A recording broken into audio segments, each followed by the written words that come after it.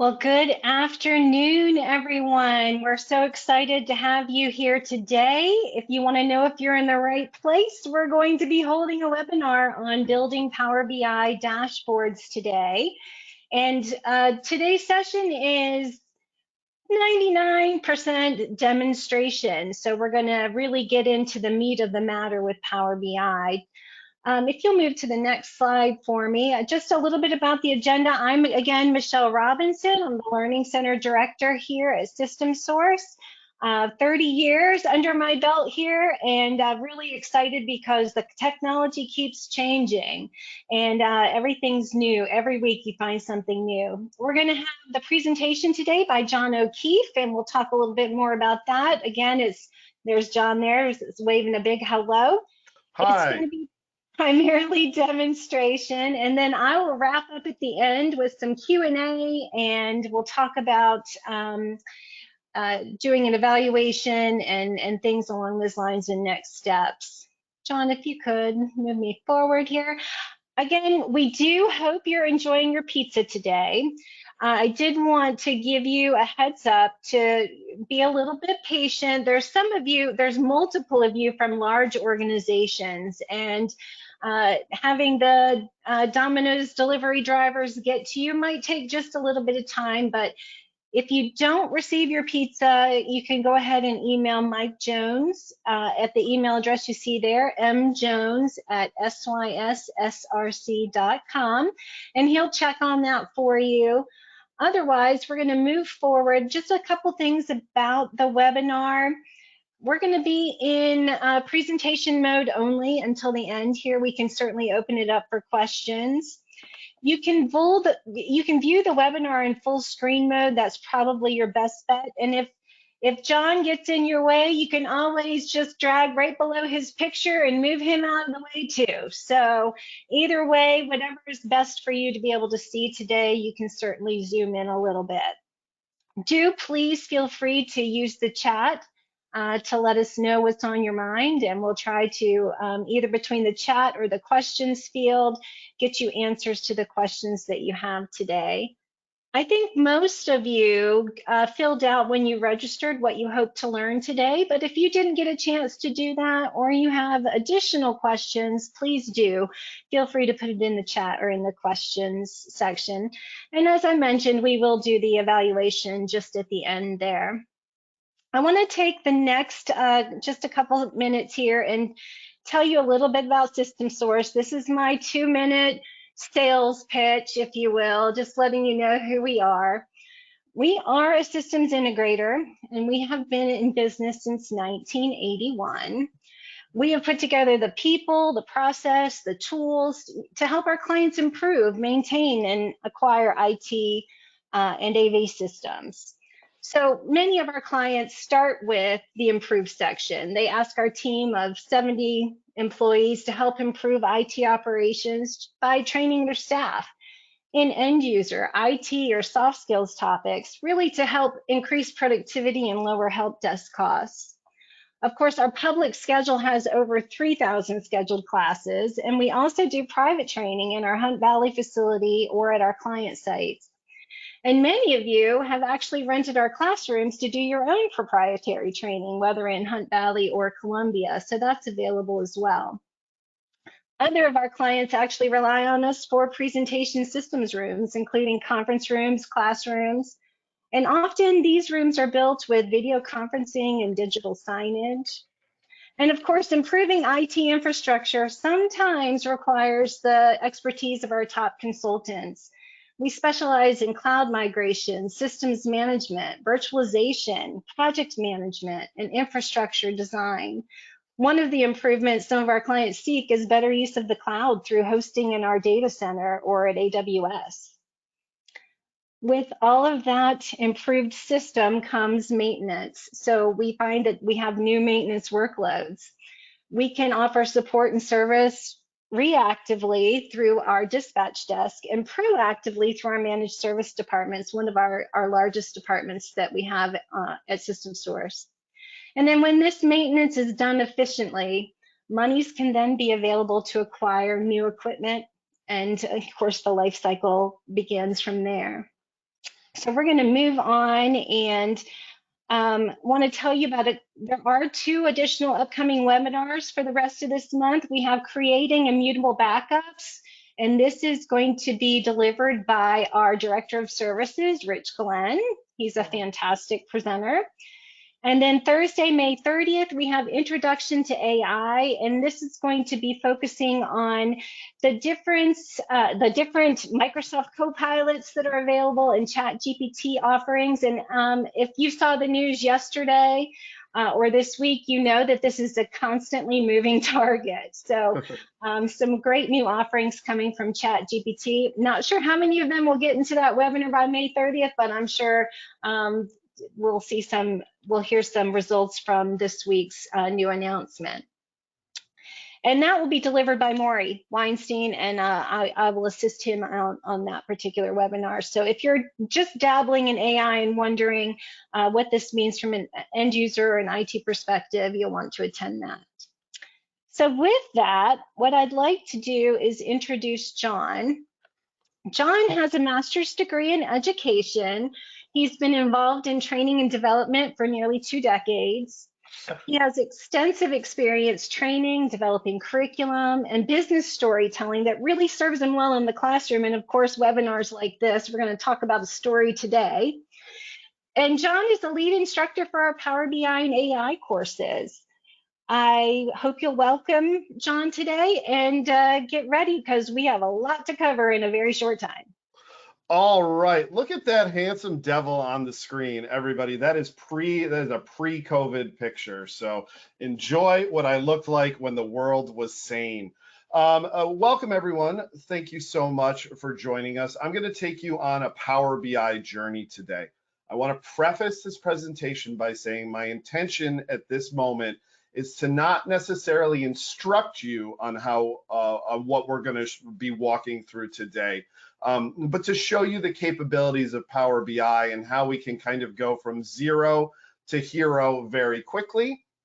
Of course, my job is to instruct you inside of our Power BI offerings, which we have at least 3 Power BI offerings that we will talk about at the end. So if you like what you see here in this presentation today, you too can learn how to do all of these things very easily. And you might even learn them from me, which I think is very exciting, at least for me.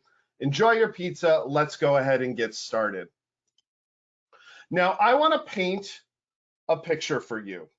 We work for an organization called My Footprint Sports. You can think of it like a Champs or like a Dick's Sporting Goods. The organization was founded around 2019. And we have been brought on because the bigwigs inside of My Footprint Sports are starting to ask some questions. And nobody inside the organization really knows how to answer some of these questions. So they've decided that they want to go the route of analyzing and visualizing their data so that the VP of sales, the VP of operations, and our VP of marketing can get the questions that you see on the screen, as well as many other things that I'm sure they're interested in asking, taken care of. So we have decided that we're going to use Power BI, which is a very robust tool that we can use to import, shape, visualize, and report all of our organization's data.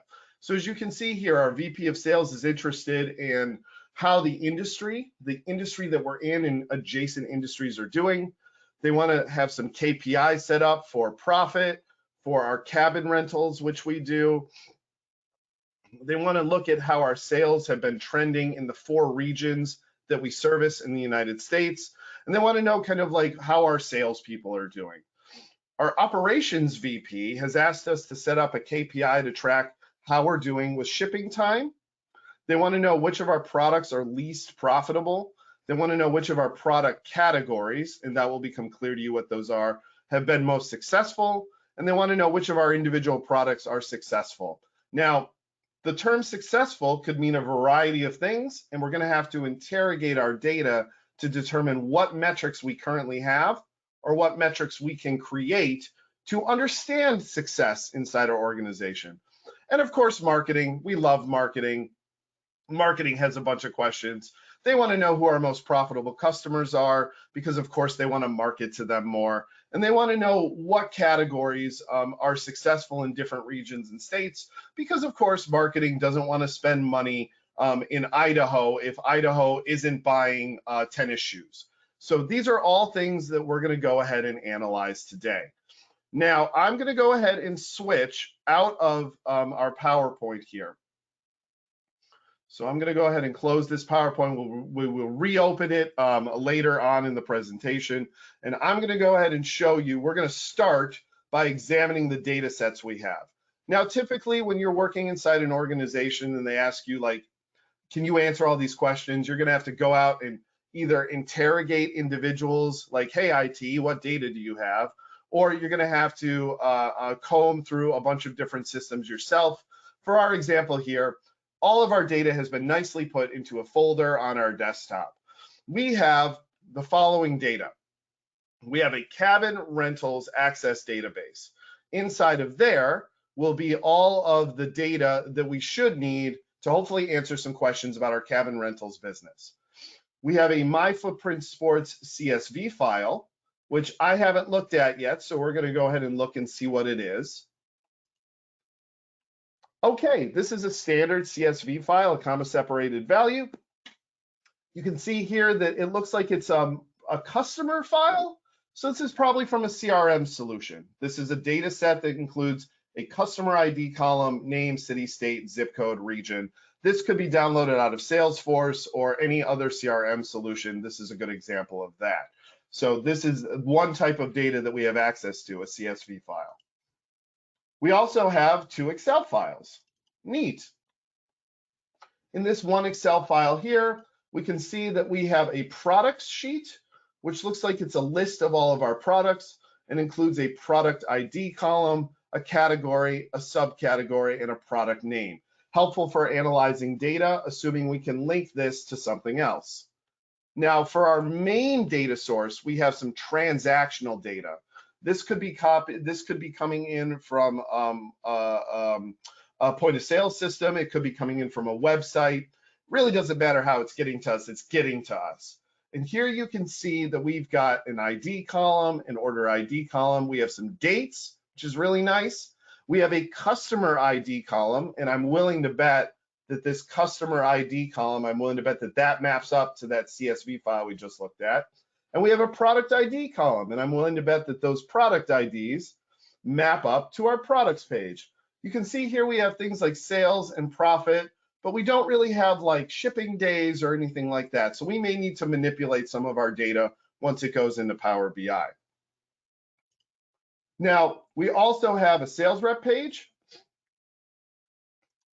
This looks like a pivot that was created by somebody that is capturing the sales rep counts. We've been asked how our sales reps are doing. This could be helpful for us. I do want to note that this data is not in great shape, but we're not allowed to change it in Excel because we don't have access to the original file. So we're going to have to change it inside of Power BI, which is something we can do.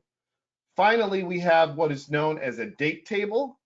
Date tables are incredibly important when you're creating relational databases, especially inside of a program like Power BI. It's often helpful to create a date table inside of a program like Excel where it's very easy to do. And one of the great things about date tables is I can create other columns next to this where I could, for example, set up a custom fiscal quarter session. Power BI can divide dates into quarters, but it doesn't know your fiscal quarters. So with something like this, we could set up a custom fiscal quarter and we could analyze any date-related data utilizing this. Now, the one thing we don't have is we were asked how our industry is doing. So that's going to be a struggle. We don't have any industry data. So we're probably going to have to do something pretty fancy to make that work. Now that we've analyzed our data, we know kind of what we have. I'm going to go ahead and open up Power BI. I'm going to drag it over to the monitor over here. And inside of Power BI, I can go ahead and I can make a brand new report, which is what I'm going to do. So this is the basic Power BI interface, one of the things that you'll notice up top here is that we have this data selection here, and this is where we're going to import all of our data from. So let's get started, and let's start importing some of our data. First things first, I'm going to go to Get Data, and we have that CSV file. So I'm going to come down here, and under the Get Data dropdown, we have this CSV file selector. I'm selecting that. I'm going to go to my folder, Power BI Webinar Data. I'm going to select My Footprint Sports. I'm going to open it up. And when I go to load this data in, what Power BI is going to do is it's going to create a snapshot of that data and load it actually into the Power BI data semantic model, meaning it will be attached to Power BI. Any changes we make will not impact the original document.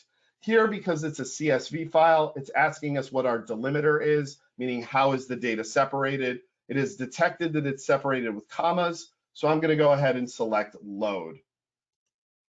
And in a second, Power BI is going to load in, and in my data pane on the right-hand side of the screen, we're going to see that all of the column headers from that CSV file are now present inside of my Power BI semantic model. Next, I'm going to grab those two Excel workbooks. We'll grab the sports sales products first. When I select Open, it's taking me to a navigator. Inside of the navigator, I can go ahead and I can look at and preview each of the sheets that were in that Excel document.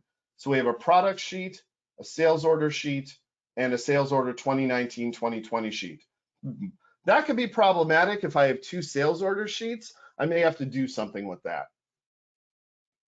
So I'm going to go ahead and select products, sales orders, and sales orders 2019-2020. Now at this point, I could select transform data and I could do some data shaping, but I'm going to do all of that second. I'm going to load all of my data first, just for time's sake, and then we'll go back in and we'll make some changes to some of this data. When I select load,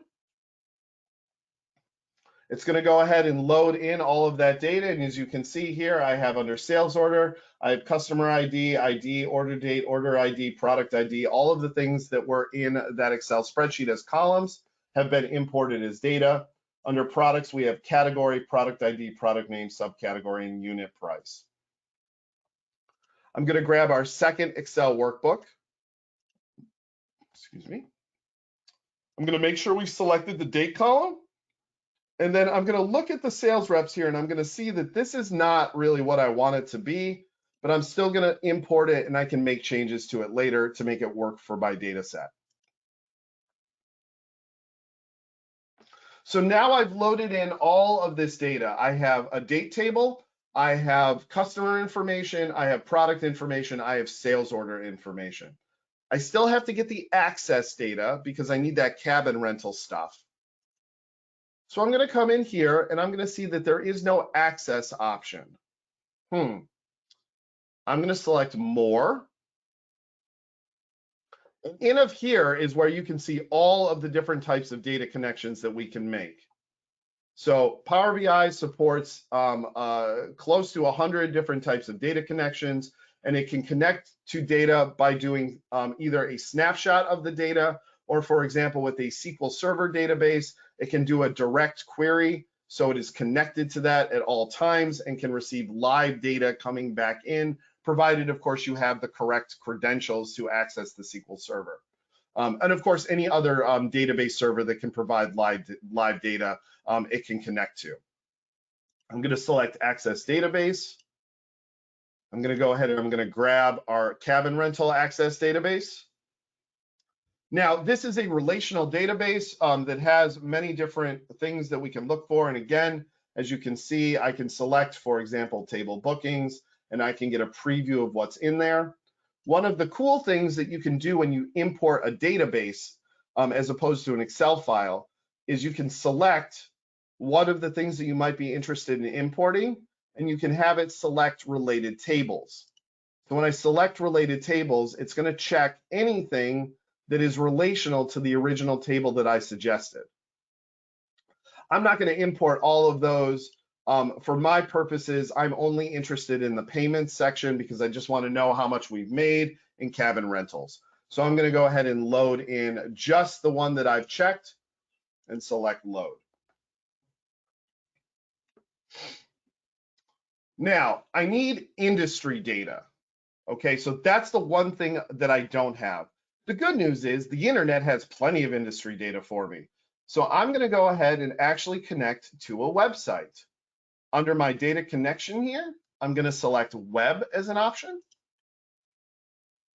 Now, I'm going to use a basic URL. You can do this in advanced. Obviously, you can go ahead and see in the advanced tab, we can do timeouts or header requests, blah, blah, blah. I'm going to keep this simple. I have a URL here. I'm going to copy it in and put it in. This is going to the Bureau of Labor Statistics. I'm going to go ahead and select OK. Power BI is going to go out to the BLS website, and it's going to pull down the data that is available there for me. And it does it super quick, as you can see. And at which point I can select something, and I can even switch to a website view to see the website and where all the data is coming from.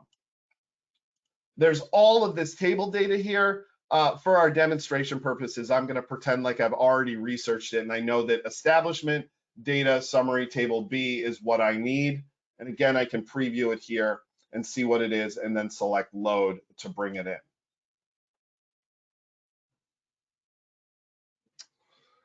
Over on the right-hand side, you can see now that I've got a bunch of different data options. So these are all things I can use to build visualizations. On the left-hand side of the screen, I can switch to a table view. I'll just show you very briefly that in the table view, I can select each data query, and I can see how the data presents itself. I can also make some changes in the table view, which I will show you in a minute.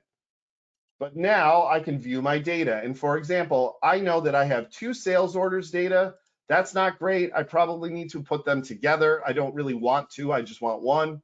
I know that my sales reps, that is not going to work. I need to change this because I need actual column headers, and I need to unpivot this data, and I need to split this. I need to do a bunch of stuff here. So you can look and view any of that of any of your data queries by selecting table view on the left-hand side. Now, for those of you that know databases, this is probably pretty cool. There is a model view that you can select inside of Power BI. And in the model view, you can see how things relate to one another. So I have some data here. I have a sales order and a sales order 2019, and they're connected by many-to-one relationships to both products and customers. And when I, for example, look at my connection here, I hover my mouse over it, I can see that customer ID is what is connected. Power BI found that connection automatically for me and created a many-to-one relationship. What Power BI loves to do is set up what's called a star schema. A star schema will typically have one piece of large data in the middle of it, like for example, our sales orders. That data is usually transactional, and then there will be what are called fact tables on the outside. Fact tables are things like a list of our products. Now, this is what's known as a many-to-one relationship because you can sell more than one product. So in our sales orders, we might sell tennis balls all the time, which means that there are many tennis ball sales in sales orders, but there is only one product ID for tennis balls. So you can see the star down here meaning many, the one up here meaning one. So this is a relational database that has been connected for us. Now, as I mentioned, I have this date table here, and I can actually make a relationship very easily. I can select date, and I can drag it over to order date. And just like that, I have formed a many-to-one relationship with the date table, which means that I can utilize this to build my visualizations around customers, products, and sales. Now, sometimes you'll have other data sets that are over here. They might not be relational, and that's okay. You can still use them to build your visualizations. Totally fine. But they can only build visualizations based on the data that is present in the query. So that's the basics. We've got all of our data imported, including our website data. So now we've got to make some changes. The first thing I'm going to do is I'm going to go into my transform data option up here, which is going to load something called Power Query. For those of you that may be a little old school, this is based on the mashup language, the M language. You might know that language. And as a matter of fact, if I show you the advanced editor, this might mean something to you. So the Power Query editor allows me to do a bunch of different things. The first thing it allows me to do is it allows me to merge and append data sets. So I'm going to go to my sales order data, and I'm going to sort here by order date. And I can see the furthest back it goes is to 2021. Okay, well, I have this sales order here that's 2019. I can see this goes back to 2019. Okay, no problem. I want to mash these two together. So I'm going to come up here and I'm going to select append queries. I'm only doing 2 tables. I could do more if I wanted to be super fancy. I don't. I just want to do 2. And I'm going to go ahead and I'm going to merge sales order with sales order 2019-2020. When I click OK, now Power BI has appended them together. Now this only works because they have the same column structure. This doesn't work if they don't have the same column structure. That is something you would need to change manually on your own. But now when I go ahead and I sort by ascending, you can see that my sales order data now goes all the way back to 2019. Yay! That's awesome. I don't need to necessarily worry now about this 2019-2020 data. It's all built in to my standard sales data here. Now, next, I'm going to go to my sales reps data because this is not going to work. Number one, I've got to get rid of the top rows. Okay, so I'm going to come up here and I'm going to remove the top 2 rows. I can select remove top rows. I can tell it to remove how many. Okay, we'll get rid of 2. That's great. Next, I want to make the top row my column headers. Awesome. There's a first row as headers option here. Click it. Boom. Now I'm cooking with gas here. Next, I'm going to go ahead and I want to split this column. I don't want my sales reps to be the region and the sales rep name. That doesn't make sense. So I'm going to select split column. I'm going to tell it to do it by delimiter. I have a dash there. I could do it by a number of other ways if I wanted to. I'm going to say by delimiter. It's going to automatically pick up the dash, each occurrence, click OK. Now I've got a region column and a sales rep column. I can rename these very quickly.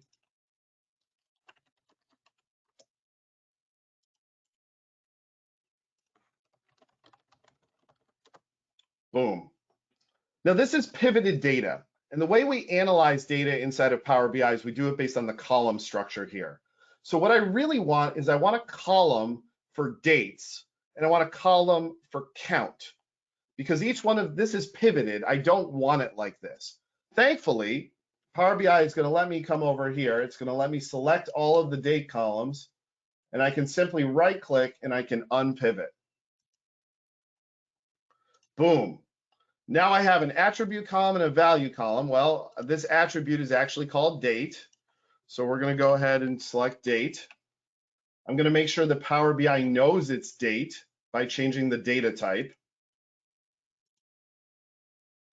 That means that Power BI can build a hierarchy automatically based on this date, so I can analyze by year or quarter or whatnot. I can also then relate it to that date table if I want to. And then for this, I'm just going to go ahead and I'm going to rename this into count, so that way I can use it and I know what it is later. So now I've reshaped my sales rep data. It didn't take me very long. Now this data is usable. I have 4 columns that I can use to analyze their data, and I can create relations by doing by dragging date from my date table to this table if I wanted to. Now under sales order, one thing that I don't have when I look at my columns here is I don't have anything that's like shipping. I have a ship date and an order date, but I'm being asked by the operations, like, what is our average ship time? So I need to actually create a column to do that. Now, of course, I could do this inside of Excel, but we're going to pretend I don't have access to the raw Excel file.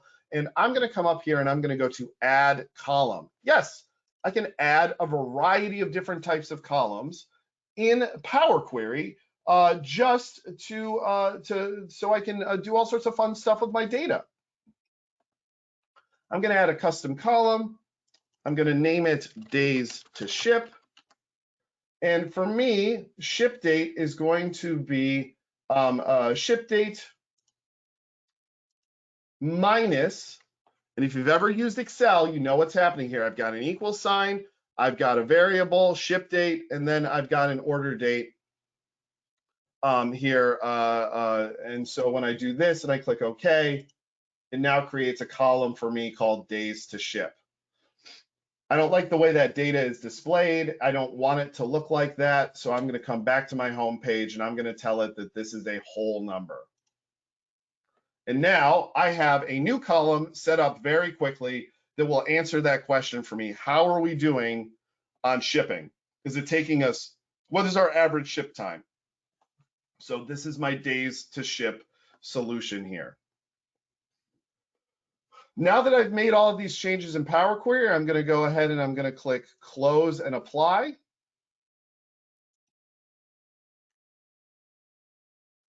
All the changes I've made are going to get made here. And now, for example, under sales reps, you see that we have the count of their sales. We have a date, which is set up with a hierarchy, year, quarter, month, day. We have region and sales reps. I made those changes. Under sales order, we have a days to ship option right here that we can use when creating a visualization. Now, there's a couple of other things that I want to do. I've got to use something called DAX, which is Data Analysis Expression Language.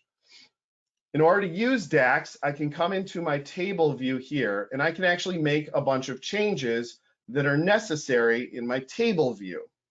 So Power Query helps me shape and transform and analyze my data when I bring it in. The table view allows me to make other changes. The first thing I'm going to do is I'm going to go to my Footprint Sports customers here, and I'm going to rename this. I just want it to be called customers. Okay, easy peasy. Then I know what I'm looking for. Now, when you click on a column in your table view, you can see like what the name of the column is, what the format is, and then whether it's summarized, and also what type of data category it is. In this particular one, I would like to tell Power BI that this column is cities. When I do that, a little globe appears over here, meaning, and I'm sure you've all guessed it, that I can use this in a map. And because I have all that relational data going on, that means I can make maps of data now. So I'm going to tell each one of these columns what it is. This is a postal code. This is a country. And each one of those now has globes over there, meaning I can use them when mapping. When it comes to my sales orders here, I can go ahead and I can make this data into currency, for example. I can set the amount of decimal places. And so now it will be displayed as such inside of my visualizations when I build them. Now, I got to do some stuff here because for this data set and sales orders, I need more information than what I have present here. So the first thing I'm going to do is I'm going to add a new column, and I'm going to add a column for cost, just regular cost. So when I add a new column, it opens up a formula bar. This probably looks familiar to all of you Excel users. This is called DAX. Now, normally I would type all of these out in class and kind of explain them to you. I'm going to copy and paste them because I want to respect your time. But you can see here, cost should equal sales minus profit. It's a very simple Excel-like formula. DAX, of course, has many of those, but DAX can also get super duper complicated. So I'm going to go ahead and execute cost. And now I've got a cost column here. The next thing I want to make inside of sales is I want to make what's called a measure. A measure is different than a column. A measure calculates when it is asked to calculate. It doesn't live in the semantic model, so it only runs when you query a data set with it, which is great because it doesn't take up lots of computational power. I'm going to make a measure called profit percent. It is going to be what happens when we add up profit and we divide it by sales and shipping cost. So mathematically, trust me, this checks out, and it's going to create a profit percentage for us.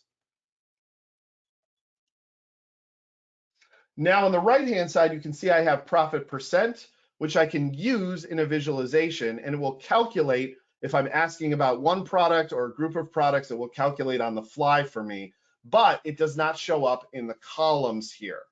So I'm able to create that really quickly. Now I need to make another column, and this one is going to look familiar to those of you that are a little bit more advanced with Excel. I'm going to make what's called profit tier. A profit tier column is going to be super helpful for me in analyzing like which of our products are successful. So I'm making an if statement. The if statement is profit percent. If it is less than 25%, we're going to label it low. If it's between 25 and 40, it's medium.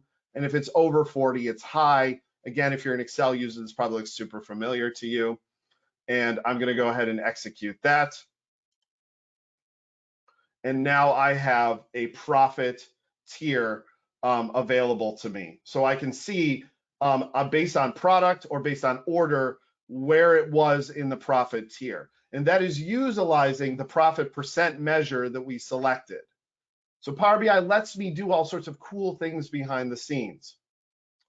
Now that I'm done, I'm going to come out and I'm going to add one more thing. I'm going to go to modeling, and I'm actually going to make a brand new table utilizing DAX and some filters here. So when I select new table, it again prompts me with DAX. I'm going to call the new table order profit tier. And it's going to be based on sales order. So it's going to pull everything that's in our sales order data set, but it's only going to pull the things that are low profit. So I will have a separate data query for only low profit items. Remember, we're being asked about low profit items, which products are very successful, which ones aren't. So we can now analyze just based on that.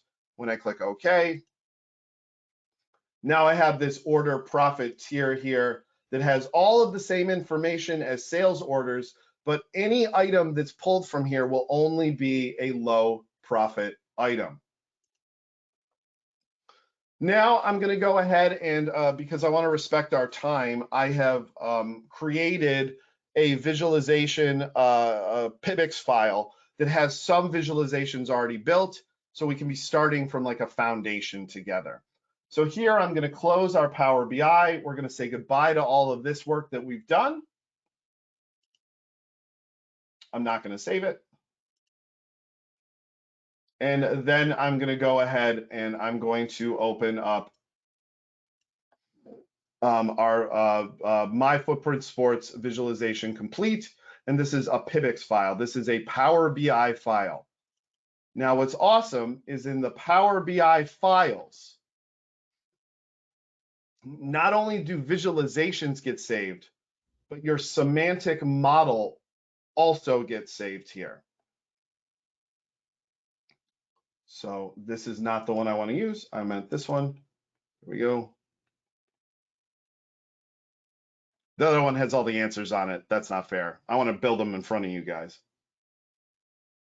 So here we have loaded into what is called a PIBX file. Inside of a PIBX file, not only lives any visualizations that we've made, but also our model view is still present here. So once you create a model, you can actually save it as a PIBX file, and you can share this with other individuals who can then build their own visualizations off of the data model that you've created. So here we can see once again that we have all of these different tables that we've created. We have order date, ship date, customers, they're all related. We have a sales rep data that's by itself, and we have this establishment table by itself. So those can only build upon each other, but everything else is interconnected, which is super cool.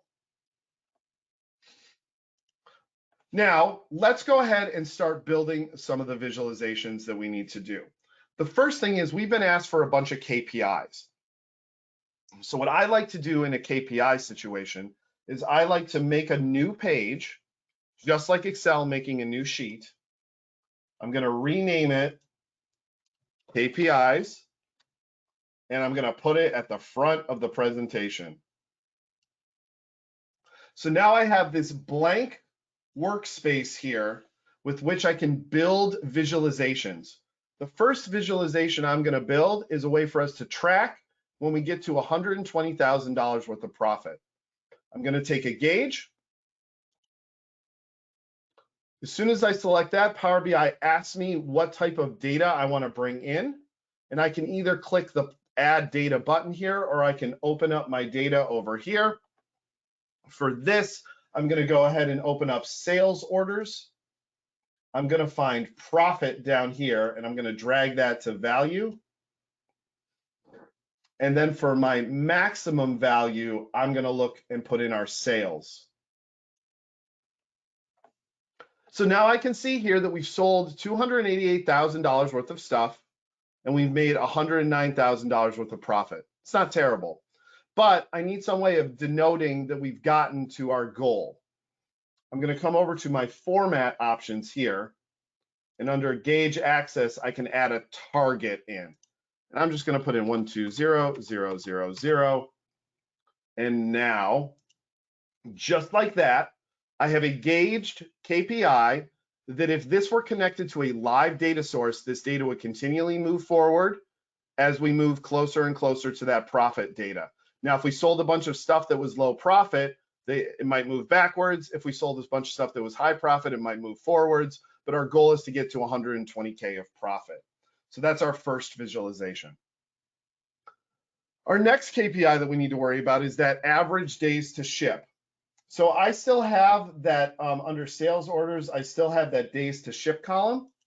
I'm going to go ahead and select that. And the first thing it's going to do, it's going to show me a sum of our days to ship. That's cool, but that's not what I want. I want average. Well, the good news is that Power BI can change the calculation of any variable on the fly. So I can come in and go to data options here, and I can change it from sum to average. And now I know that we are running for company-wide 3.2 days to ship. But let's say that I want to know how we're doing that by product category for our visualization here. So under products, we have what is called a hierarchy. And a product hierarchy, which contains category, subcategory, and name, allows us to, when we add it to a visualization, I'm selected on here, we'll make this a vertical so it's easier to see. Now I have a visualization that shows me by high level category how long it takes us to ship. So footwear ships faster than sports. Apparel takes us the longest to ship. Okay, that's starting to tell a story. Why is that happening? Next, I can go in and I can drill down and I can select, for example, sports. And now I can see our subcategories in sports. And I can see, well, we ship football stuff way faster than we ship everything else. Why is that happening? And then I can even click into, for example, tennis, and it will show me shipping for individual tennis products. Inside of Power BI, you can create hierarchies. Those hierarchies enable you to drill into things, just like I did there. Now, now that I've got my shipping done here, I'm going to make a quick KPI out of cabin rentals. Remember, our cabin info, we haven't connected this to anything, so we can only use what's in here. So I'm going to go ahead and I'm going to select our pay amount. And now that I have our pay amount there, now I know how we're doing with our cabin rentals. And I can move any of these visualizations around. I can change, I can format them, I can do a lot. This is what's referred to as a card. So I've created some pretty simple KPIs for us there. Now remember, we were asked about industry trends. So we went out and got that website data. So I've made an industry trends page for us here, where we can look at how durable goods is doing, goods producing is doing, government, leisure and hospitality, and manufacturing, right? We can pretend that these are like adjacent industries to us, and so we can just see what's going on inside of this visualization here. And of course, as I go out and find more industry data, I can add it to my industry trends page and build more visualizations around that. Now we've got some sales questions that we need to answer.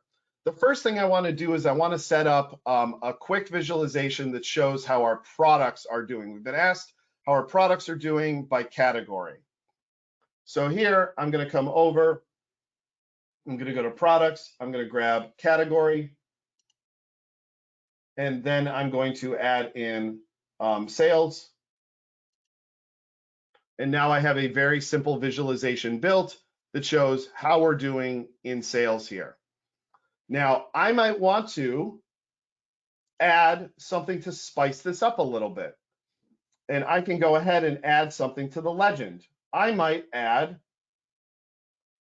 subcategory to our legend. Oh, I missed.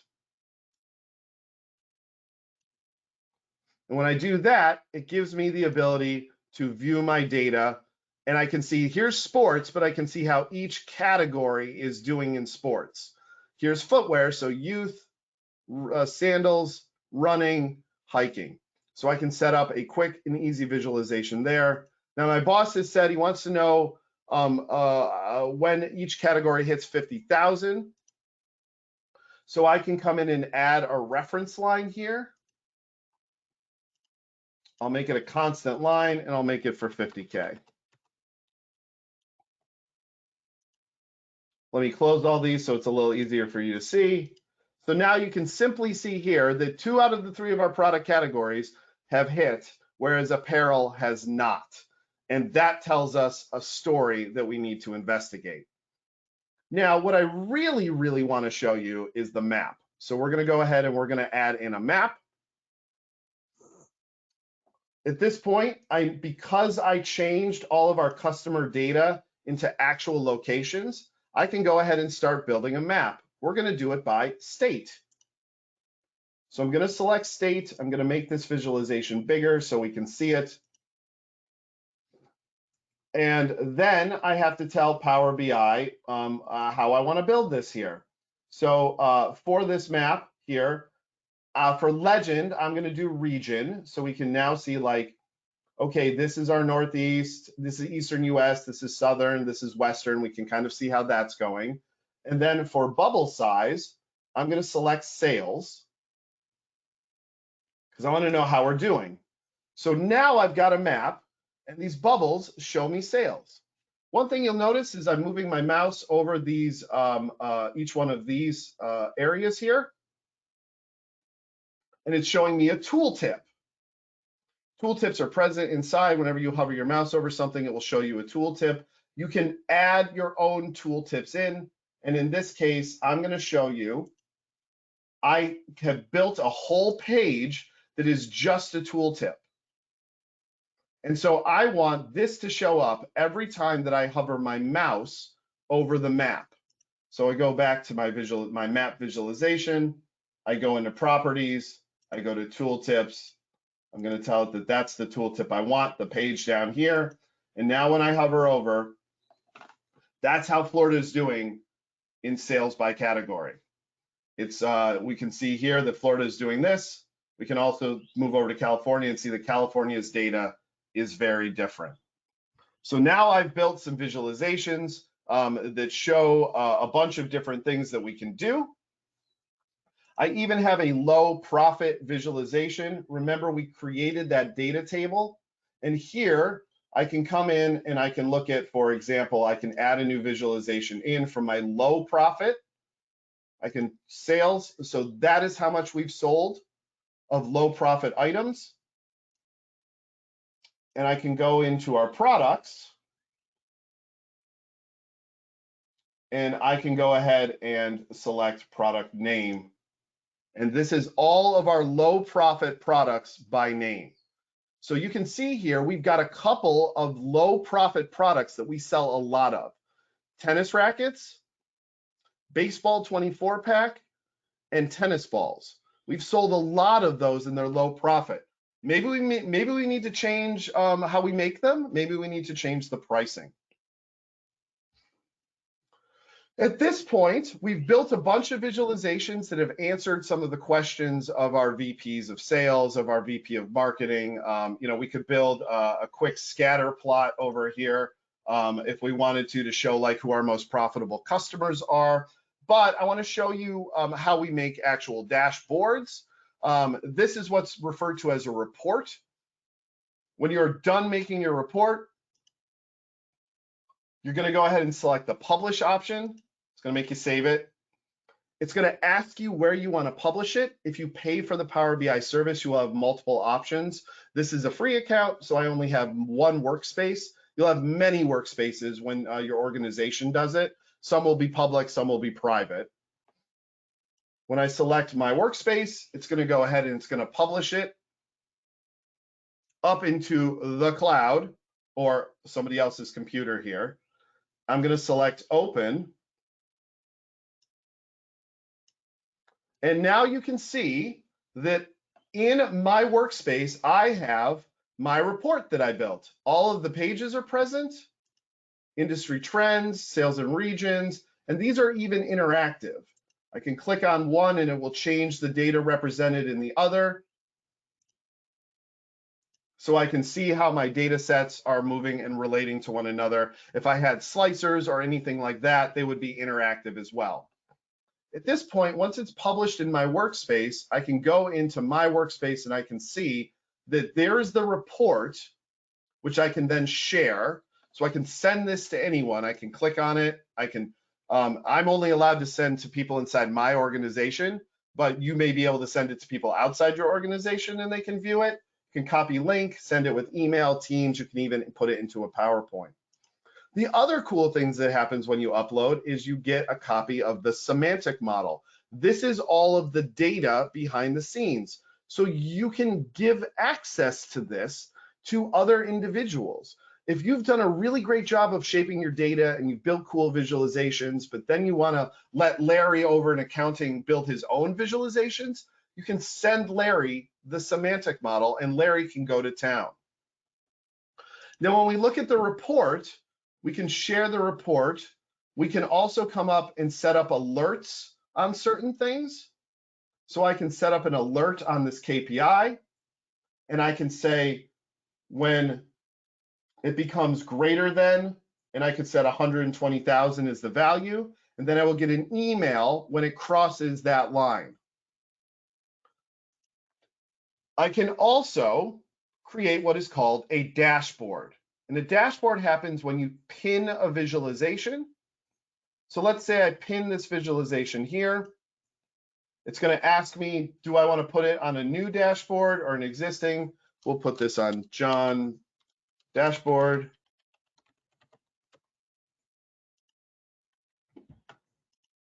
And now I have a dashboard where I can share this with other individuals. I can edit it and I can add visualizations from any report that has been shared or made available to me. So I can come back into my report here. I can go to my low profit tier and I can pin this to Jon's dashboard, select pin, go back, and you'll see here that I'm starting to build a dashboard. I can even pin an entire page.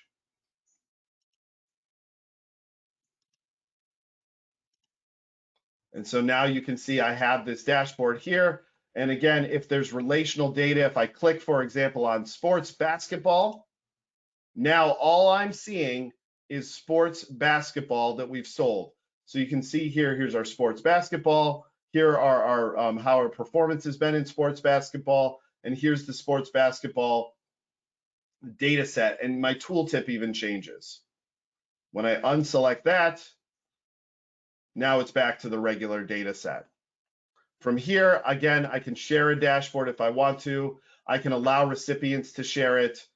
They can even subscribe to a dashboard. So anytime that I make changes to this, they will get a notification here. You can create a subscription. You can manage all your subscriptions. This is done through the Power BI service that most organizations have access to. So in the last 45 minutes or so, we went from having a problem to solve, looking at raw data, importing data, manipulating that data, making new data out of our data, building visualizations, uploading it to my workspace, sharing it with our colleagues, and creating a dashboard that we can also share that could contain elements from many visualizations. And if you're interested in learning how to do that, we can absolutely teach you how to do that, whether you take the 1-day class, the 2-day class, or the 3-day class. And at this point, I'm going to turn it back to Michelle. I know that there are some more slides for us here. Fantastic, John. Great job. I don't know about you guys, but I can think of lots of different things that I perform calculations on today that would be well served in a Power BI dashboard. So I do want to talk to you a little bit about next steps. A couple of things.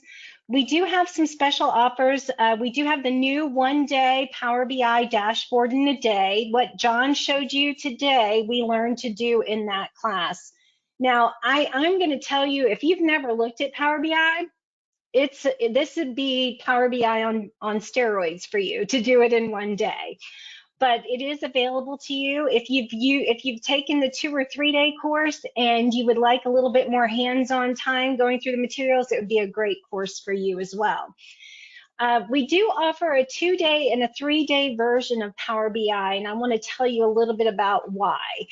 The 2-day practitioner course is for those of you who, like John, just in his example, we're using the free version, right? So if you have a 365 subscription, you likely have a free subscription to Power BI. That's the class for you.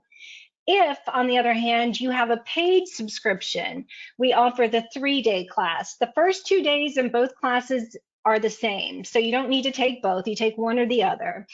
And the 3rd day really introduces a lot of the built-in templates and extra features that you get from the paid version. We do use the 3-day book in both classes because we routinely find people who have attended the 2-day want to stay for the 3rd day. So to make it easy, we just give everyone the 3-day book, and the first 2 days are the same. So if you do have the paid version, the 3-day class is for you. And then many of you may be new to DAX and want to do a little bit more training in DAX, and we have the 3-day class for you there. All of these classes can be done privately. So if you have a group of people that you want to train, and maybe you want to just have that private session so you can get a little bit more detailed on your own situation, please let us know. We can do that for you as well. You can read there a little bit about what other students have said about John's Power BI classes, some really great comments, and I hope that you today enjoyed his presentation. At the end, when we're finished, you will receive an email about an evaluation. We do ask that you kindly complete the survey. We come up with these webinars based on your feedback. So if we don't get feedback from you, it's really hard for us to be able to put on the content that you would like to see. But we will draw a winner for a $25 Amazon gift card. So just take that 5 minutes or less and fill out that survey for us. And do tell us what you hope to learn in the future. John, thank you so much. Yeah, I just want to close by saying that, to do what we did in 45 minutes, I understand that we go pretty quick.